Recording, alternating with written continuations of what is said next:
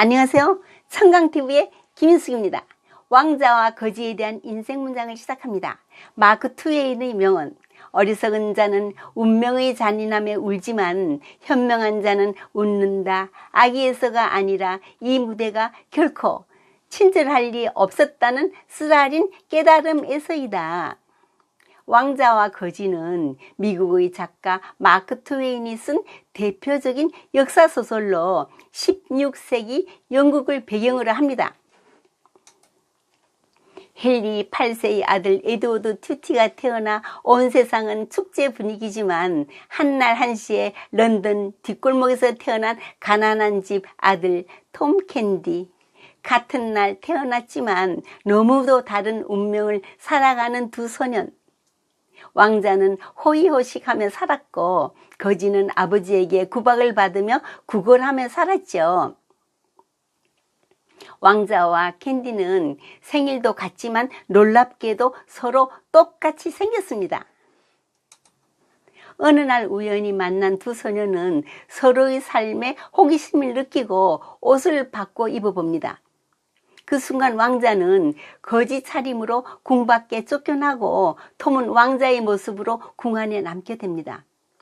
사람들은 옷차림만 보고 신분을 판단하기 때문에 아무도 둘의 관계를 의심하지 않습니다. 왕자는 거리에서 거지처럼 떠들며 가난한 사람들의 고통, 부당한 법, 굶주림과 폭력을 직접 경험합니다. 반면 왕자의 옷을 입은 톰은 궁전에서 왕자 행세를 하지만 궁정의 예의 법도를 모르는 약간 정신이 이상해진 왕자로 화려한 생활을 하지만 늘 들킬까봐 노심초사한 불안한 생활을 합니다.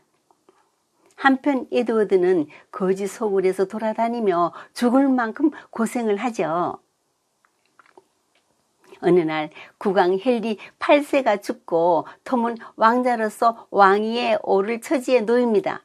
하지만 퇴관식 날 진짜 왕자 에드워드가 나타나 자신이 진짜 왕세자라고 주장합니다. 처음에는 아무도 그 사실을 믿지 않았고 자신이 진짜 왕자라는 것을 증명하지 못해 곤란한 처지에 놓이죠. 그때 왕자는 중요한 단서를 떠올립니다. 왕실의 옥새가 숨겨져 있는 장소를 자신만 알고 있었던 것. 신하들과 함께 가서 그 위치를 정확히 알려 그곳에서 국새가 발견되자 모두 에드워드가 진짜 왕세자임을 인정하는 결정적인 증거가 되었습니다. 왕자 옷을 입고 왕자 행세를 하던 톰도 에드워드가 진짜 왕자라고 밝힙니다. 역사적 사실에 비추어 보면 에드워드 죽이 당시의 나이가 12살 안팎의 소년입니다. 재미있는 점은 에드워드가 국새를 매우 귀중한 보물처럼 숨겨놓은 줄 알았는데 사실은 호두를 깨는 데 사용한 뒤 벽 틈에 넣어두어 아무도 그 장소를 알지 못했던 것입니다. 에드워드는 정식으로 왕이 되고 톰은 그의 친구로서 궁정일을 도와 존중을 받으며 살아갑니다. 왕이 된 에드워드는 가난한 백성들의 고통을 직접 경험한 덕분에 선왕보다 훨씬 자비롭고 정의로운 통치를 하게 됩니다.